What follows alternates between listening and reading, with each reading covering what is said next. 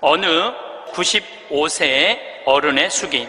나는 젊었을 때 정말 열심히 일했습니다. 그 결과 나는 실력을 인정받았고 존경을 받았습니다. 그 덕에 65세 때 당당한 은퇴를 할 수 있었죠. 그런 내가 30년 후인 95살 생일 때 얼마나 후회의 눈물을 흘렸는지 모릅니다. 내 65년의 생애는 자랑스럽고 떳떳했지만 이후 30년의 삶은 부끄럽고 후회되고 비통한 삶이었습니다. 나는 퇴직 후 이제 다 살았다. 남은 인생은 그냥 덤이다 라는 생각으로 그저 고통 없이 죽기만을 기다렸습니다. 덧없고 희망이 없는 삶, 그런 삶을 무려 30년이나 살았습니다. 30년의 시간은 지금 내 나이 95세로 보면 3분의 1에 해당하는 기나긴 시간입니다. 만일 내가 퇴직할 때 앞으로 30년을 더 살 수 있다고 생각했다면 난 정말 그렇게 살지는 않았을 것입니다. 그때 나 스스로가 늙었다고, 뭔가를 시작하기에는 늦었다고 생각했던 것이 큰 잘못이었습니다. 나는 지금 95살이지만 정신이 또렷합니다. 앞으로 10년, 20년을 더 살지 모릅니다. 이제 나는 하고 싶었던 어학 공부를 시작하려 합니다. 그 이유는 단 한 가지, 10년 후에 맞이하게 될 105번째 생일날, 95살 때 왜 아무것도 시작하지 않았는지 후회하지 않기 위해서입니다. 성부와 성자와 성령의 이름으로 아멘. 우리가 죽는 날만 기다리는 사람은 사는 게 재미가 하나도 없어요. 죽는 날만 기다리는 사람은. 이분은 65살에 은퇴하고 나는 죽는 날을 이제 죽을 거야. 그리고 몇 년 동안 죽는 날을 기다렸느냐면 30년 동안 죽는 날을 기다린 거야. 95살까지. 그러니까 30년 동안 돌아보니까 그 30년이 너무나 멀쩡했거든. 그 너무 아까워, 30년이. 내가 죽는 날만 기다리지 말고 65살서부터 95살 때까지 정말로 먹고 마시고 놀았다면 얼마나 행복했겠어요. 근데 이분은 그러지 못했던 거예요. 늘 드리는 말씀이지만 이제 60 되신 분들은 100살까지 삽니다. 60 되신 분들은 40년 남았어요. 50 되신 분들은 110살 삽니다. 내가 51인데 내가 몇 년 남았느냐면 59년 남았어요. 내가 59년. 이제까지 산 것도 아니에요. 40살들은 120살까지 살 겁니다. 그제 여러분들 먹는 당뇨병 안에, 그 약 안에 기가 막힌 좋은 물질이 있대요. 당뇨병 안에. 그래서 그 약을 잘만 이제 컨트롤하면, 그 약을 잘 먹으면 120살까지 사는데 별 문제가 없다는 거예요. 러시아에서는 노화 물질을 느리게 하는 약을 개발해낸 거예요. 그래서 이 약을 먹으면은 70살이 돼도 안 늙는 거야. 70살이 돼도 20살 같이 몸매가 좋고 피부도 좋다는 거예요. 이제 이 약을 먹기 시작하면은, 제가 아까 말씀드렸듯이 세상은 완전히 새로운 세상이 펼쳐지고 있는 거예요. 그래서 미래 학자들이 앞으로는 애를 몇 살에 낳는 게 가장 합리적이냐면은 70살에 낳는 게 가장 합리적이라는 거예요. 70살에 애를 낳는 게. 그래서 저는 여기에 전적으로 동의합니다. 여기 지금 70, 80 되신 분들 다 20살에 시집 가셔서 애 낳고 살았을 거예요. 그럼 생각을 해봐요. 20살에 애 낳고 행복한 거냐? 애 한 살 때 행복하고 그 다음부터 자식 때문에 평생 속 새까맣게 끓고 사는 거예요. 여기 있는 분들 말을 안 해서 그렇지 얘기해보면은요, 지금 평생 자식 때문에 속 썩고 사는 분들 많을 거예요. 생각을 해봐라. 내가 100살까지 살면은 20살서부터 100살까지 80년 동안 자식 때문에 속 썩고 사는 게 나아요? 아니면은 늙음하게 70에 나가고 한 30년 보다가 죽는 게 나아요? 어느 게 나아요? 어느 게 나아요? 늙음하게 자식 보다가 죽는 게 훨씬 나은 거예요. 저는 그래서 70에 애 낳는 게 좋다고 생각이 들어요. 70에 애 낳는 게. 4년 전에 우리나라가 100살 이상이 1,800명이었어요. 여자가 1,700명, 남자가 100명이에요. 100명. 여자들이요 안 죽어요. 여자들이 이상하게. 그런데 작년에 우리나라가 100살 이상이 몇 명이냐면은 15,000명이에요. 15,000명. 이제는 제가 보기엔 총알같이 이제 100살 이상이 50만 명, 100만 명 시대도 온다는 거예요. 100살 이상이. 근데 80살까지는 괜찮아요. 오래는 데도 있고 갈 때도 있고. 근데 80살이 넘으면은 갈 때도 없고 올 때도 없어요. 80살이 넘으면은. 그러니까 80살 넘는 분들 대부분은 어떻게 사느냐 하면은 뒷방에 앉아갖고 하루 종일 앉아있는 거. 뒷방에 앉아갖고. 그럼 뒷방에 하루 종일 앉아있는 분들 웃을 것 같아? 안 웃을 것 같아? 안 웃어요. 웃을 일이 있어요. 혼자 하하하 하고 뭐 방에서 뭐 하고 그렇게 웃어요? 안 웃어요. 그러니까 하루 종일 한 번도 안 웃는 건 문제도 아니야. 일주일 내내 한 번도 안 웃어요. 일주일 내내 한 번도 안 웃는 건 문제도 아니야. 80살에서부터 90살까지 10년 동안 한 번도 안 웃고 사는 할머니들 많아요. 그런 할머니들은 90살 때 보면 얼굴이 어떤 줄 알아요? 이러고 산다니까. 그러면은 80살 넘어서서 웃고 살려면 어떻게 해야 되느냐? 해만 뜨면 집을 나가야 돼요. 해만 뜨면 집을 나가야 돼요. 해만 뜨면 집을 나가서 경복궁을 가든 덕수궁을 가든 창덕궁을 가든 온양온천을 가든 파리를 가든 뉴욕을 가든 어디야 이 이스라엘을 가든 돌아다녀야 돼. 이렇게 돌아다닐 수 있을 때까지 돌아다니는 할머니들은 죽을 때 어떻게 죽는지 알아요? 지쳐서 죽는다니까. 지쳐서. 95살 때쯤에 나는 힘들어서 도저히 못 살겠다, 나는 이제 죽어야 되겠다 라고 지쳐서 죽는다니까. 죽을 땐 지쳐서 죽어야 돼요. 근데 어떤 분이 자기도 미치냐고 자식도 미치게 하는 분이 어떤 분이냐면은 80살에서부터 90살까지 돈 쓰는 거 무서워갖고 한 번도 바깥에 안 나가는 사람들. 이런 사람들은 10년 동안 안 움직이면요 허벅지에 뼈밖에 없어요. 근육이 하나도 없어요. 이분들은 90살에 할 수 있는 일은 딱 한 가지예요. 누워서 똥오줌 싸는 거예요. 90살에 똥오줌을 싸기 시작하면요 삶의 질은 완전히 바닥으로 떨어지는 거예요.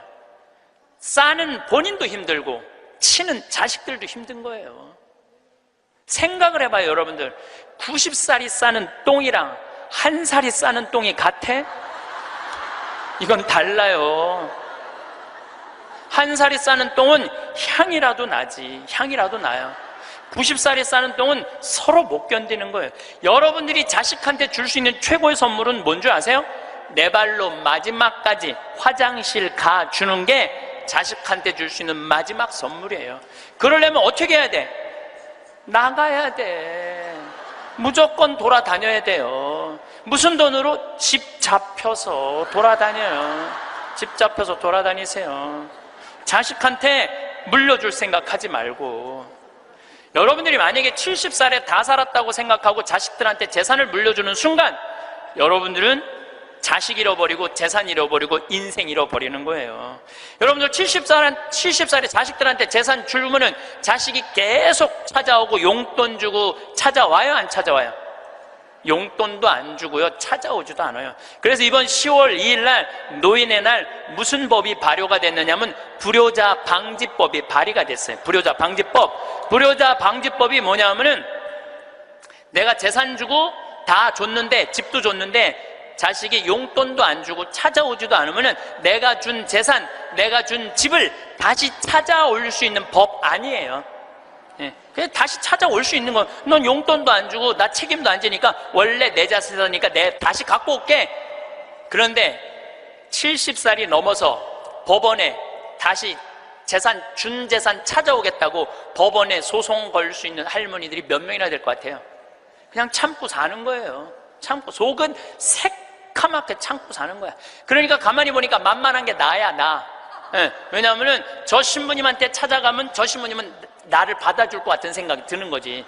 그러니까 나한테 70살 넘은 분들이요, 전화해갖고요, 신부님, 사정 얘기 다 해요. 나 자식들한테 재산 주고 다 줬는데, 자식들 박사, 사업하고 잘 사는데, 나 찾아오지도 않는다고. 그런데 나 너무 멀쩡하다고.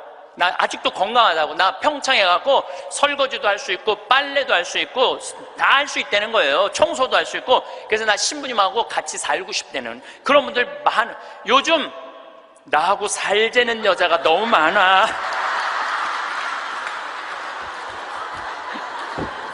일년에 500명도 더 되는 것 같아. 그래서 제가 그 편지들을요, 지금은 다 모아놔요. 왜 모아놓냐면 그 내용이 기가 막혀요. 내용이, 내가 신부님 자식을 어떻게 키워서 어떻게 성공시키고 어떻게 재산을 물려줬는데 나한테 이럴 수가 있느냐고 그렇게 구구절절 편지 쓰는 분이 많아요. 그런데 그 자식 재산은 찾아올 생각하지 않고 내가 자식보다 낫게 생각이 드는 거지. 나하고 살자고.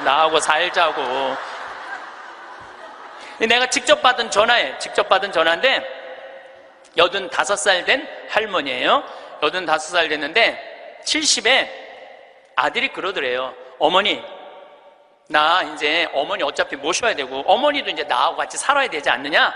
그러니까 나 5천만 원 있고 어머니 3억 있는데 그 돈 나한테 주면은 내가 아파트 분양 받아서 어머니 모시고 살겠다고. 자기는 5천만 원 투자하고 엄마는 3억 투자하고 자기가 모시고 살겠다고. 자기가 들어가서 사는 건데 말은 자기가 모시고 산다고. 근데 이 할머니가 이런 생각이 들었대요. 내가 살면 얼마나 사나? 아들이 아파트 얻겠다는데, 그래서 그 3억을 주고 들어가서 살기 시작했대요. 여러분들, 나이를 먹어서 자식이 내 집에 들어와서 사는 거랑 내가 자식 집에 들어가서 사는 거는 하늘과 땅 차이예요. 하늘과 땅 차이예요. 만약에 자식이 들어와서 사는데 마음에 안 들잖아요? 나가라고 그러면 돼. 근데 만약에 내가 자식하고 같이 살겠다고 합쳤는데 자식이 너무 마음에 안 들어, 며느리가 너무 마음에 안 들어. 그리고 대개 80된 분들은 며느리가 몇 살쯤 되냐면 60살쯤 돼요. 이 60살쯤 되는 며느리는 눈에 뵈는 게 없는 사람들이에요.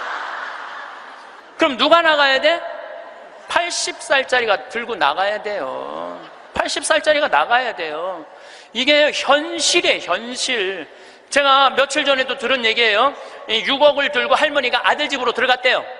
아들 집으로 6억을 들고 들어가든 60억을 들고 들어가든 그건 아무 상관이 없어요. 자식 집에 들어가서 사느냐 안 사느냐, 그게 중요한 거예요. 그런데 6억을 들고 들어갔는데 냉장고에 있는 사과도 마음대로 못 먹겠더라는 거예요. 왜냐하면 이거 혹시 며느리가 손자 주려고 갖다 놓은 거 아닌가. 그래서 전화를 했는데요. 얘야, 나 이거 먹어도 되느냐고. 왜 그러고 사느냐 이거예요. 그냥 혼자 편안하게 6억짜리면은 3억짜리 아파트 가고 3억은 은행에다 넣어놓고 한 달에 100만 원만 써도 30년을 먹고 살 수 있는데 왜 그렇게 사느냐 이거예요. 그리고 이제 여러분들의 인생의 주인공은 누구냐면 여러분들이에요. 자식이 여러분들 효도할 수 없어요. 이제는 효도는 할 수 없는 세상이에요. 제가 아주 단언을 합니다. 여러분들 효도는 할 수도 없고 받아 먹을 수도 없는 세상이에요. 생각을 해봐요. 여러분들 110살까지 산다고 생각을 해봐요. 110살 먹은 엄마가 90살 먹은 아들한테 전화해갖고 얘야, 너 왜 나 요즘 안 찾아와? 그러면은 90살 먹은 아들이 당황스러울 거예요. 엄마 아직도 안 죽은 건가? 죽었는지 안 죽었는지 헷갈리는데, 가끔씩 엄마가 전화해갖고 너 왜 나 안 찾아오냐면 아들이 90살 먹은 아들이 당황스러울 것 같아요? 안 당황스러울 것 같아요? 살았는지 죽었는지도 몰라요. 90살 된 아들은.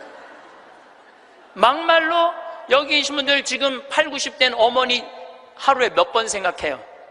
떨어져 살면은 일주일에 한 번도 생각 안 할 때도 많을 거예요. 일주일에 한 번도. 근데 엄마는 오로지 자식만 생각하는 거야. 왜? 자기 인생을 살 줄 몰라서 그러는 거예요. 자아실현이 뭔지 몰라서 그런 거야. 자아실현. 자기 인생을 산 사람은 자식이 있든 없든, 자식이 찾아오든 안 찾아오든 아무 상관없이 자기 인생을 살아요. 근데 자기의 삶이 없는 사람은 오로지 자식만 쳐다보고 110살 때도 90살 먹은 아들한테 너 왜 나 안 찾아와? 나 너밖에 없는데. 그럼 아들이 엄마가 지금 죽었다가 살아난 건지 살았다가 죽은 건지 이거 헷갈린다니까요, 아들이. 이제는 효도는 없는 시대, 효도는 없는 시대예요. 그러니까 이제 85 된 분이 70살 때 들어가서 아들하고 살기 시작했대요. 근데 75이 돼도 안 죽고 80이 돼도 안 죽더래. 근데 나이를 먹으면 먹을수록 여러분들 돈이 더 필요해요. 돈이 더 필요해. 나이를 먹으면 먹을수록. 그래갖고 83살에 아들한테 500만 원만 달라고 그랬대요. 왜냐하면 3억을 줬으니까 500만 원을 달라고 그럴 자격이 있는 거죠. 근데 그때부터 아들이 2년 동안 말을 안 하더래요. 말을 안 하더래요. 저는 아들 편이에요. 저는 아들 편이에요. 생각을 해봐요, 여러분들. 이 아들은 엄마하고만 살아요? 60살 된 며느리하고 사는 거예요. 며느리가, 아내가 맨날 뭐라고 그럴 것 같아? 나 저 시어머니하고 사는 거 지겨워. 당신 택해. 엄마야, 나야. 맨날 그래도 모시고 살아야지 어떻게 해? 지금 어머니 어딜 가라고 그런다고 맨날 이렇게 달래는 와중에 그런 상황도 모르고 500만 원 내놓으라 그러니까 이 아들이 엄마 쳐다보기가 싫은 거예요. 2년 동안 말을 안 하더래. 2년 동안.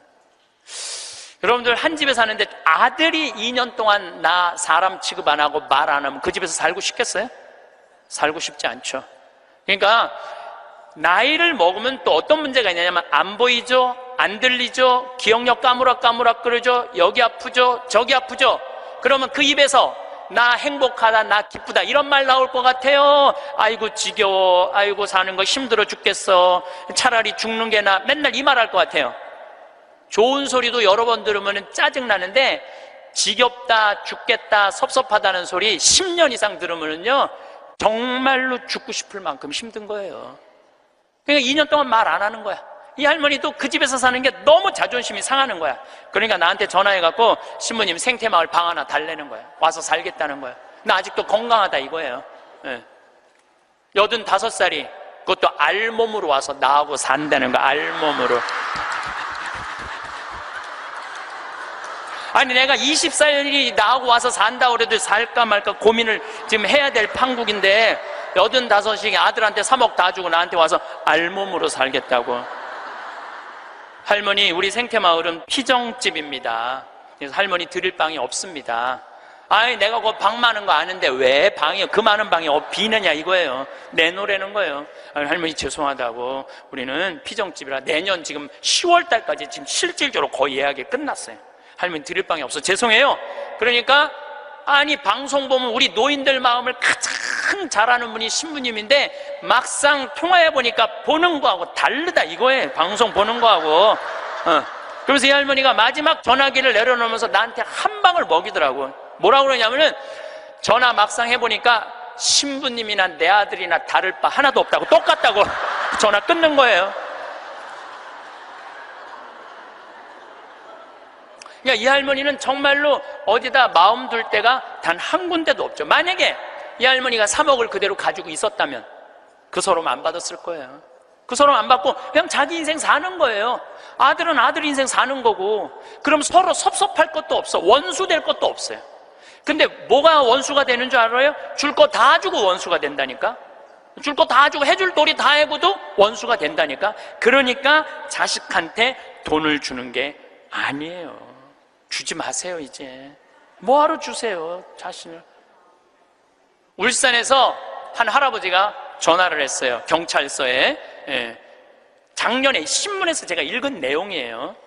나 경찰한테 이렇게 얘기한 거, 두유 2개로 10일을 버텼다. 두유 2개로. 난 지금 죽을 것 같다. 나를 좀 살려줘라.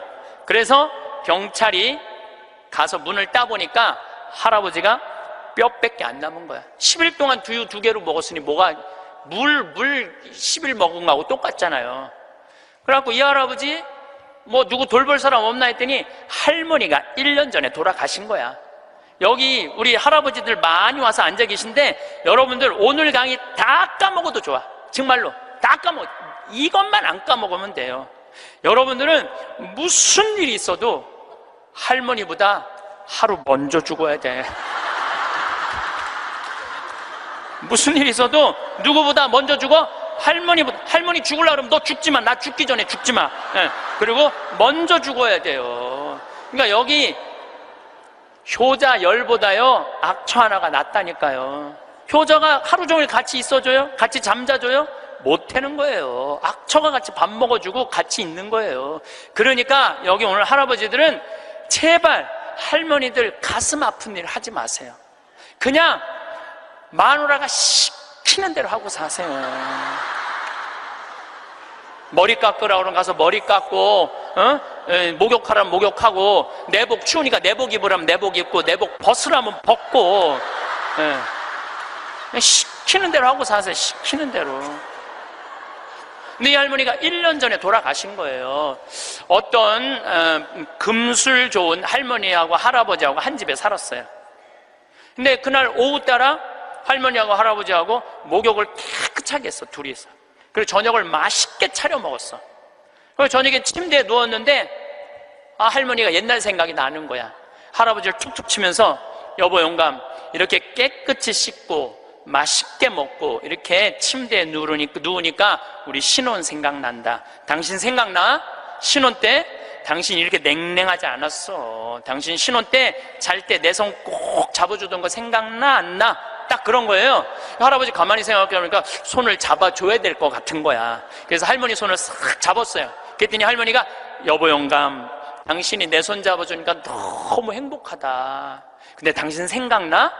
당신 신혼 때 이렇게 내 손 잡는 걸로 끝내지 않았어. 당신 잘 때마다 꼭 내 볼에 뽀뽀해주던 거 생각나 안 나? 딱 그런 거예요. 생각해보니까 뽀뽀도 해줘야 될 것 같은 거야. 그래서 할아버지가 할머니 손을 쫙 잡은 상태에서 고개를 돌려서 뽀뽀를 쪽 해줬어요. 근데 할머니가 너무 여보 영감, 당신이 내 볼에 뽀뽀해주니까 나 세댁된 기분이야. 너무 행복하다. 여보 영감 너무 고마워. 근데 여보 영감, 당신 생각나? 당신 신혼 때 내 볼에 뽀뽀하는 걸로 끝내지 않았어. 당신 그 이로 내기 잘근잘근 애무해주던 거 생각나 안 나? 딱 그런 거예요. 그랬더니 그때서 할아버지가 얼굴이 울그락불그락 하면서 확 이불을 내던지고 나가버린 거예요. 그래갖고 할머니가 여보 영감 어디가? 문 열고 나가는 할아버지한테. 그랬더니 할아버지가 딱 문지방에 서서 할머니를 쫙 째려보고 이렇게 말을 했어요. 기다려, 이빨 갖고 올 테니까. 딱 그랬다는 거 아니에요. 이제 여러분들 노인들은요 부부밖에 없어요. 정말 부부가 귀하게 여겨야 되는 거예요. 그런데 이 할머니가 1년 전에 돌아가신 거예요. 딸은 하나 있는데 교통사고 나고 인사불성이 된 거예요. 딸은 인사불성이 된 거예요. 누구 돌볼 사람 없나 했더니 이 할아버지 3층짜리 빌딩을 갖고 있었던 할아버지야. 3층짜리 빌딩을 갖고 있고 그 옆에 4평을 달아서 거기서 폐지를 모으고 살았던 거예요. 거기서 월세도 나오는데 이 할아버지는 버는 법은 배웠는데 쓰는 법을 못 배운 할아버지예요. 쓰는 법을 못 배운 할아버지. 여기 계신 분들도 많습니다. 많아요. 정말로 개처럼 벌어서 짐승같이 써야 되는데 개처럼 벌어서 개처럼 쓰는 사람들 많아요. 제대로 돈의 가치답게 쓰지 못한 분들 너무너무 많아요. 많은 경우 여러분들 폐지 줍고 다니는 분들 많죠. 할머니, 할아버지. 그런 분들 중에 대개 자식들한테 몇 천만 원, 몇 억씩 다 주고 자기는 폐지 줍고 다니는 사람들 많아요. 실질적으로. 그러시지 마세요. 내가 행복해야 돼요. 내가 행복한 게 자식 도와주는 거예요. 그래서 제가 여러분들한테 보너스 하나 꼭 하시라고, 돈 안 들고도 할 수 있는 보너스. 내년, 나중에 얘기지만은 내년 3월 25일부터 4월 20일 사이에 여기 해화동 서울대학병원에 가세요. 서울대학병원에 가면은 그 꼭대기 층에 식당이 하나 있어요. 그 식당에 가서 비싼 거 시키지 마세요. 쟁반짜장도 팔더라고요. 그럼 3명이 갖고 쟁반짜장 15,000원짜리 시키면은 셋이서 충분히 먹어. 거기서 한 11시 반쯤에 가세요. 괜히 12시 막 그 의사들 막 직원들 올라올 때 그때 가서 먹지 말고 미리 한 11시 반쯤에 가서 거기 가서 쟁반 짜장을 드세요. 왜 거기서 쟁반 짜장을 먹으라고 말씀드리느냐 하면은 거기서 보이는 경치가 경복궁, 창덕궁, 창경궁, 비원, 청와대까지 다 보이는데 막 새순이 막 돋아날 때 그 경치가요 너무 멋있어요. 나도 서울대병원에 이제 1년에 한 번씩 강의를 가는데 거기서 식사 대접을 받았는데 거기서 밥을 먹는데 이렇게 내려다 보니까요 조선 27대 왕 부럽지 않더라고요. 거기서 아니 어떤 왕이 거기서 내려다보고 밥을 먹는 사람이 어디 있어. 꼭 기억하셨다가 내년에는 돈 드는 게 아니야. 그냥 전철 타고 가서 그냥 들고 올라가서 몸빼바지 입지 말고 그날은 좀 럭셔리하게 입고, 예, 그날은 좀 럭셔리하게 입고 내려다 보세요. 얼마나 아름다운가. 조선의 왕궁이 얼마나 멋있는가. 돈 안 들고도 볼 수 있는가. 정말 그런 데가 없어 세상에. 그런 데 가세요. 그리고 우리나라는 그렇게 멋있는 데가 너무 많아요. 너무 많아요. 돈 많이 안 들고도 하루에 그저 5,000원, 10,000원만 들고 여기 춘천 막 벚꽃 필 때 전철 타고 춘천만 갔다 와도 얼마나 멋있어요. 나중에 하지 말고 제발 무슨 돈으로? 집 잡혀서 나중에 하지 말고 제발 그렇게 좀 다녀오세요. 저는 이번에 남이섬을 2번을 갔다 왔어요. 남이섬을 2번을 갔다 왔는데 정말 멋있더라고요. 여러분들 내년 봄에 남이섬은 도시락 싸갖고 가도 되더라고. 도시락 이렇게 싸서 뭐 김밥 이렇게 싸갖고 마음 맞는 친구들이랑 갔다가 오세요. 매일 그렇게 다니세요. 그렇게 다녀봤자 하루에 뭐 5,000원, 10,000원 밖에 안 돼. 신부님 그렇게 다 썼는데 그때도 안 죽으면 어떻게 해요? 걱정하지 마세요. 돈 다 썼는데도 그때도 안 죽으면 국가에서 용돈 20만 2,600원 나온다. 걱정하지 마세요. 그거 받아 쓰면 되죠. 뭘 걱정을 해요. 빚만 안 지면 돼. 근데 빚지는 것도 가만히 보면 나이 먹어서 빚지는 것도 본인이 빚지는 게 아니에요. 다 욕심 때문에 빚지는 거야. 자식 때문에 빚지는 거야.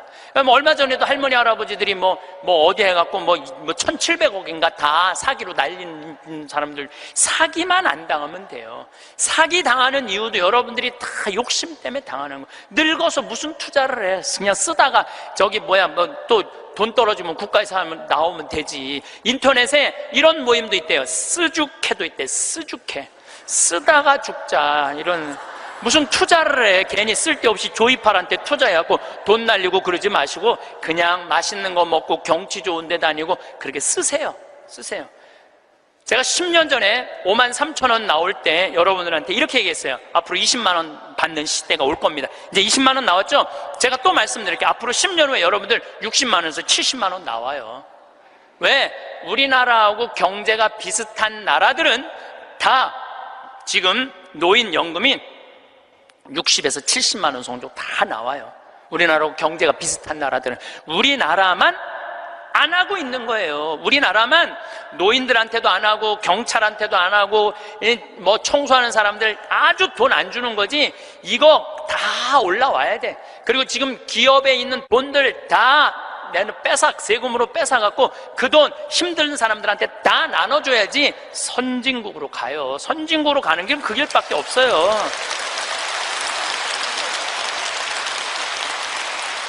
미국은 가보니까 할머니 한 분이 95살 먹은 할머니야. 이번 LA 갔는데 나한테 용돈을 $1,000를 주더라고요. 정말로 나이 많으신 분이야. 용돈을 $1,000를 100만 원을 주는 거예요. 할머니 무슨 돈이 있어? 우리 돈 많아. 그래. 내가 지금 그래서 궁금해갖고 물어봤어. 미국의 할머니들은 한 달에 돈 하나도 없는 분들 연금이 얼마 나오냐면 $800가 나와요. $800면 우리나라 돈으로 85만 원이 나와요. 85만 원. 그런데 85만 원뿐만 아니라 집도 없어 이런 분들은 그러면 아파트 월세까지 다 나와요. 시골은 200달러, 도시는 300달러 하거든 월세가. 그것까지 다 나오는 거니까 한 달에 100만 원 정도가 나오는 거야. 근데 만약에 이 할머니가 한 달에 100만 원을 줬는데 1년 연말 결산을 해봤는데 100만 원을 다 안 써서 50만 원밖에 안 썼어. 그러면은 이 할머니는 돈이 있던가 돈이 필요 없던가 하는 할머니라고 그 다음에는 연금을 40만 원밖에 안 줘요. 그래서 미국에 다녀보면 할머니들이요 그 돈 쓰려고 얼마나 돌아다니는지 몰라요.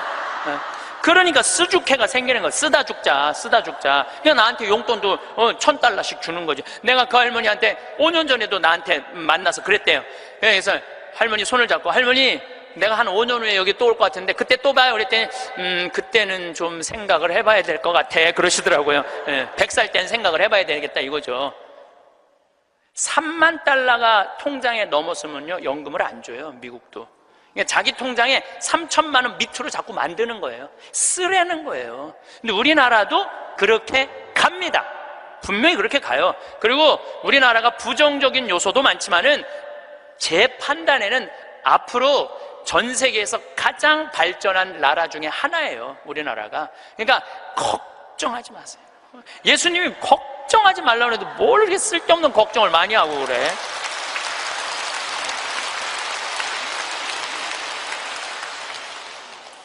자식한테 재산 물려주지 마시고 여러분들 쓰고 싶은 거 다 쓰세요.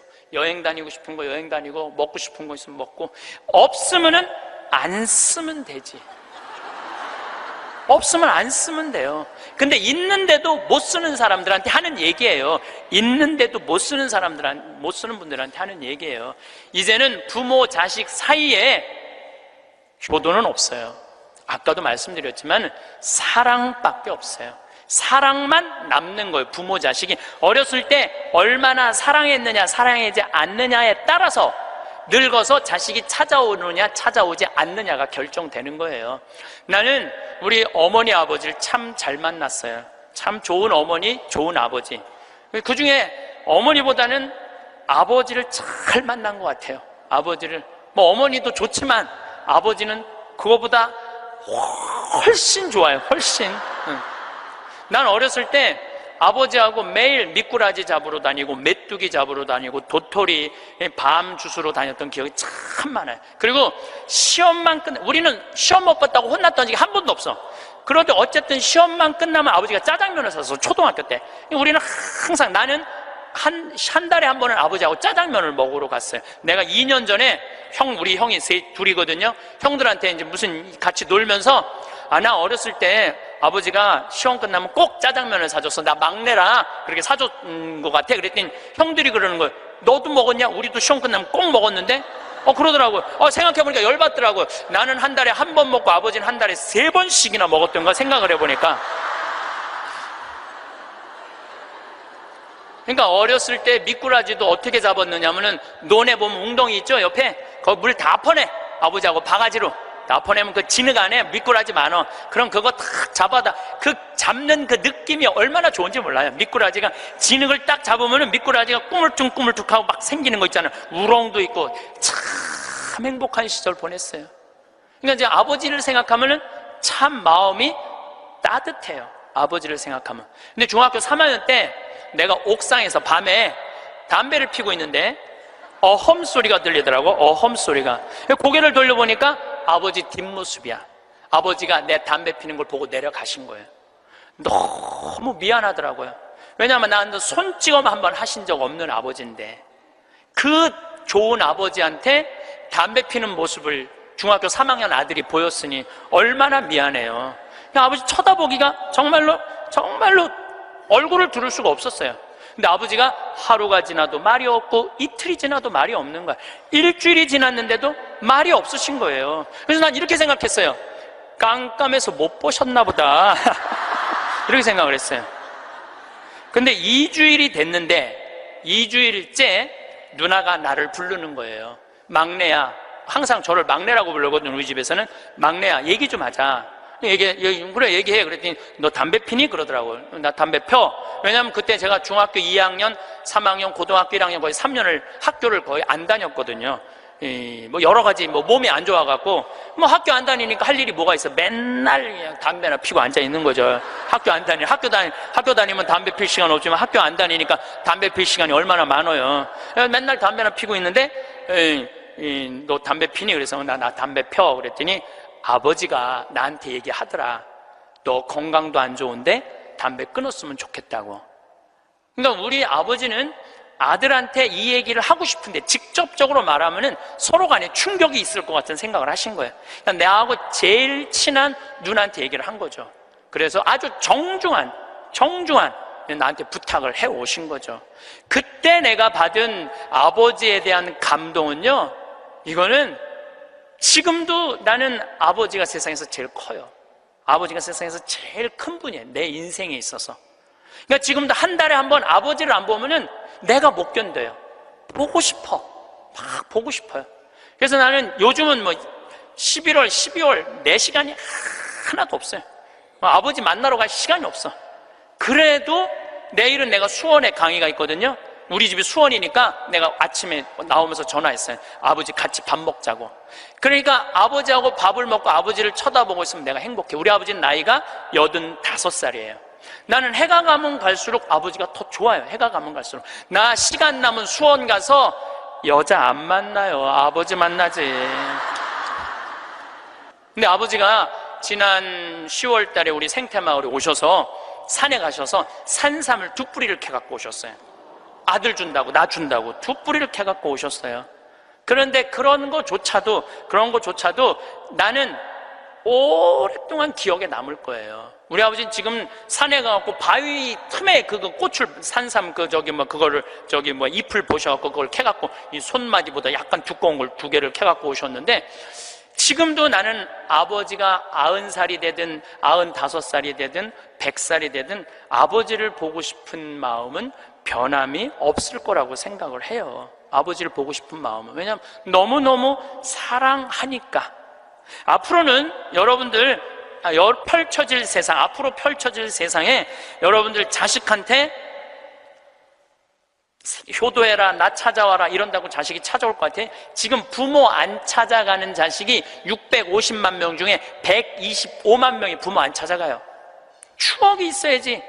먹고 마시고 놀았던 기억이 있어야지. 늙은 아버지하고 먹고 마시고 노는 거예요. 성서 잘 묵상해 보세요. 내가 이거 첫째 시간, 이게 6강인데 첫째 시간에 먹고 마시고 노는 일이 얼마나 중요한지 아주 잘 설명을 해놨어요. 여러분들 그걸 한번 보세요. 예수님이야말로 우리를 진정으로 사랑하는 우리 진정한 왕이야. 정말 왕이 백성이랑 먹고 마시고 놀잖아요. 그럼 백성의 속마음을 다 알아요. 백성을 위로할 수 있는 거예요. 그러니까 우리의 왕이야말로, 요즘 대림절 지내시죠? 우리의 왕이야말로 진정한 왕이에요. 우리랑 먹고 마시고 노니까. 왕이 나하고 먹고 마시고 놀면 여러분 가슴 설레지 않아요? 우리나라 지금 임금이, 우리나라 지금 대통령이 백성들하고 여러분들하고 매일 먹고 마시고 놀면서 여러분들 속사정 이해해 준다 그러면은 그 대통령한테 목숨 바칠 것 같아, 안 바칠 것 같아? 대통령이 나하고 지금 청와대에서 와갖고 여러분들하고 여기 명동에서 같이 매일 먹고 마시고 놀면 목숨 바칠 것 같아, 안 바칠 것 같아요? 바치죠? 예수님한테 왜 목숨을, 여러분 예수님한테 목숨 바치는 분들이죠? 우리의 임금이야말로 진정한 킹 오브 킹, 왕 중의 왕이다. 저는 요즘 이 먹고 마시고 노는 거 묵상하면서 예수님을 더 사랑하게 됐어요. 참 좋으신 분이에요. 해리 리버맨이라는 할아버지가 있어요. 이 할아버지는 나이가 몇 살이냐면은 104살에 돌아가셨어요. 미국, 원래는 유태인이야. 폴란드에서 너무너무 가난하게 살다가 어디로 갔느냐면은 미국으로 이민을 갔어. 가갖고 뭐 정말 일을 많이 했어. 제조업도 하고. 근데 이제 77살에 은퇴를 했어요. 돈도 많이 벌고. 그래갖고 이제 미국에도 노인정이 있어요. 매일 노인정에 가갖고 할 일이 없으니까 맨날 체스를 뒀어요. 근데 81살에 같이 체스 두던 친구가 아파갖고 안 나왔어. 안 나와갖고 하루 종일 멍 때리고 있는데 거기에 자원봉사자가 할아버지 친구 안 나왔다고 하루 종일 가만히 앉아있지 말고 옆에 화실이 있는데 그 화실에 가서 그림 좀 공부 좀 해보고 그림 좀 그려보라고 그럽니다. 그랬더니 이 할아버지가 이런 말을 해요. 나는 태어나서 지금까지 단 한 번도 붓을 잡은 적이 없다. 먹고 살기 바쁜데 무슨 붓을 그리냐. 물감이 어떻게 생겼는지도 모르고 도화지, 캔버스가 어떻게 생겼는지도 모른다. 근데 내가 무슨 그림을 그리냐, 이 81살 나이에. 그래도 할아버지 한번 가서 구경이나 해보시라고. 그래서 할아버지를 살살 꼬셔서 화실에 갔어요. 근데 이 할아버지가 화실에 가서 붓을 보고 물감을 보고 캔버스를 보는 순간 어떤 생각이 들었느냐면은, 어렸을 때 폴란드의 그 아름다운 경치를 그리고 싶었던 거야. 그래서 붓을 들어 그림을 그리기 시작을 했어요. 근데 이 할아버지가 색깔을 조합하고 그림을 그리는데 프랑스의 샤갈이라는 화가보다도 그림을 더 잘 그리는 거야. 그래서 이 할아버지 별명이 미국의 샤갈이에요. 그래서 이 할아버지가 뭐 배울 것도 없어. 기본적인 몇 가지만 하고부터 전시회를 했는데 101살까지 전시회를 해요. 근데 101살까지 전시회를 하는데 나이 먹으면 보통 전시회하면은 동네에서 그런 식으로 하잖아요. 근데 이 할아버지는 그런 전시회가 아니야. 그런 전시회가 아니라 어떤 전시회냐면 미국의 모든 미술관이 와서 이 할아버지 그림을 소장하고 싶어서 경매를 할 정도로 유명한 전시회를 해요. 101살 때 20일에 전시회를 할 때 기자 400명이 모였대요.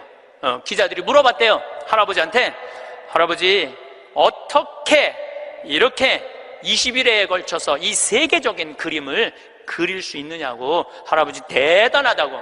그랬더니 이 해리 리버맨이라는 할아버지가 이런 말을 해요.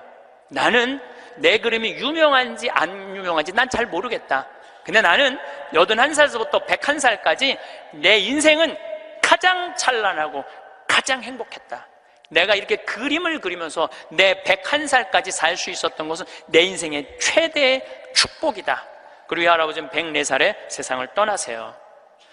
여기 계신 모든 분들 지금 안에 재능이 있을 것 같아요? 없을 것 같아요? 재능이 있어요. 지금 60, 70, 80 되신 분들도 재능이 다 있으세요. 오늘 아침에 잠깐 보니까 할머니들이 시집도 냈던데, 이 한글 배워갖고 시집도 냈어요. 그런데 참 내가 보기에는 그분들 대단한 분들이에요. 뭔가를 나이를 먹어도 77살에 시금치네라는 시를 썼는데 참 멋있더라고요. 여기 계신 여러분들도 지금 안에 다 있어요. 다 있으니까 난 다 살았다, 죽을 날만 기다린다, 제발 이러지 마세요. 또 나중에 할 생각도 하지 말고 언제 해? 지금 하세요. 지금 책도 사서 읽고 글도 쓰고. 저는 문인 등단하고 이번엔 펜팔 회원이 됐어요. 글 쓰는 펜팔 회원이 됐어요. 너무너무 재밌어요. 글 쓴다는 게. 그 펜팔, 내 국제 펜팔 회원이 된 이유는 그 펜팔 회에는 되게 노벨상 받은 사람을 초대해서 강의를 들어요. 그런 강의를 듣고 싶어서 내가 회원 거기 심사해 해갖고 통과가 돼갖고 했는데, 정말 저도 나이를 먹었고 글 공부를 하면서 하루하루가 너무너무 신이 나는 거예요. 여러분들도 사는 것처럼 사세요. 제발 자식들한테 전화하고 그러지 말고, 그것도 110살에 전화해갖고 너 왜 나 안 찾아오냐 이러지 마시고 여러분들의 인생을 사시기를 바라겠습니다. 삶의 길을 함께 걸어온 여러분과 인생의 깊은 의미에 대해 이야기 나누고자 합니다. 어느 날 95세 한 어르신이 신문에 자신의 이야기를 실었습니다. 젊은 시절 그는 누구보다 열심히 일했습니다. 가족을 위해, 더 나은 내일을 위해 쉼없이 달렸습니다. 그리고 65, 평생을 다친 일터에서 물러났습니다. 그는 생각했습니다. 이제 다 살았다. 남은 인생은 덤이다. 그 후 30년이라는 긴 세월, 그는 매일 아침 창으로 스며드는 햇살을 보며 오늘도 살아있구나 생각했고, 어둠이 내리면 내일은 눈을 감으려나 하며 무거운 몸을 이었습니다. 희망도 기대도 없는 시간이었습니다. 집 안의 시계 소리만이 그의 유일한 벗이었습니다. 벽에 걸린 흑백 사진 속 젊은 자신은 웃고 있었지만 거울 속에 그는 웃는 법을 잊어버린 듯했습니다. 세상은 여전히 빠르게 돌아가고 있었지만 그의 시간은 멈추어 버린 것 같았습니다. 덤으로 주어진 시간은 선물이 아니라 뜻을 기다리는 형벌처럼 느껴졌습니다. 그러던 어느 날 그는 창밖에서 제잘거리는 아이들을 보며 문득 깨달았습니다. 내가 왜 죽기만을 기다리고 있었을까? 저 아이들처럼 웃어본 것이 언제였던가? 그 순간 무언가 그의 마음을 두드렸습니다. 그리고 그는 95의 나이에 먼지 쌓인 책을 펴고 어학 공부를 시작했습니다. 수십 년간 한 가정의 어른으로 누군가의 스승으로 살아왔던 그가 이제는 고사리손 같은 아이들 옆에서 다시 학생이 되기로 결심한 것입니다. 처음에는 글자가 눈에 들어오지 않았고 어제 외운 단어는 오늘 아침이면 사라졌습니다. 하지만 그는 포기하지 않았습니다. 10년 후 105번째 생일에 그때 95에 아무것도 시작하지 않았던 것을 후회하지 않기 위해서였습니다. 그것은 죽음 앞에서 보내는 마지막 투정이 아니라 삶을 향한 가장 뜨거운 고백이었으며 멈추었던 자신의 시간을 다시 흐르게 하려는 위대한 의지였습니다. 우리는 모두 시간의 흐름 속에 살고 있습니다. 하지만 시간의 길이는 중요하지 않습니다. 중요한 것은 그 시간을 어떻게 채워나가는가에 있습니다. 하루를 살아도 가슴 뛰는 설렘으로 채울 수 있고 10년을 살아도 공허한 한숨으로 흘려보낼 수도 있습니다. 이제 다 살았다고 생각하는 순간 우리의 영혼은 정말로 멈추어 버릴지도 모릅니다. 흐르지 않는 물이 이내 고여 생명력을 잃듯 우리의 삶도 움직이고 부딪히고 나아갈 때 비로소 생기로 가득 찹니다. 물론 젊은 시절처럼 날쌔게 움직일 수는 없을 것입니다. 무릎은 쑤시고 숨은 더 빨리 찰 것입니다. 하지만 활동이라는 것이 꼭 거창한 등산을 의미하는 것은 아닙니다. 아침에 일어나 정성껏 화초에 물을 주고 새잎이 돋아나는 것을 지켜보는 것도 훌륭한 활동입니다. 몸이 불편하여 나서는 것이 어렵다면 마음의 산책을 떠날 수도 있습니다. 창가에 앉아 구름의 모양을 보고 바람의 소리를 듣고 지나가는 사람들의 표정을 읽는 것만으로도 우리의 정신은 세상과 함께 여행할 수 있습니다. 세월은 우리에게서 젊음을 가져가는 대신 지혜라는 선물을 남깁니다. 하지만 그 지혜는 가만히 앉아 있는다고 해서 찾아오는 보물이 아닙니다. 문 밖을 나서 한 걸음 내디딜 때, 낯선 길에서 새로운 풍경을 마주할 때, 새로운 것을 배우고자 책을 펼칠 때, 어색하지만 붓을 잡고 그림을 그릴 때, 비로소 우리의 지혜는 빛을 발합니다. 밖으로 나가 흙의 냄새를 맡고 피부에 닿는 바람을 느끼고 시장 상인과 정겨운 농담을 주고받으십시오. 온몸이 조금 고단하여 지쳐서 잠드는 밤이 아무것도 한 일 없이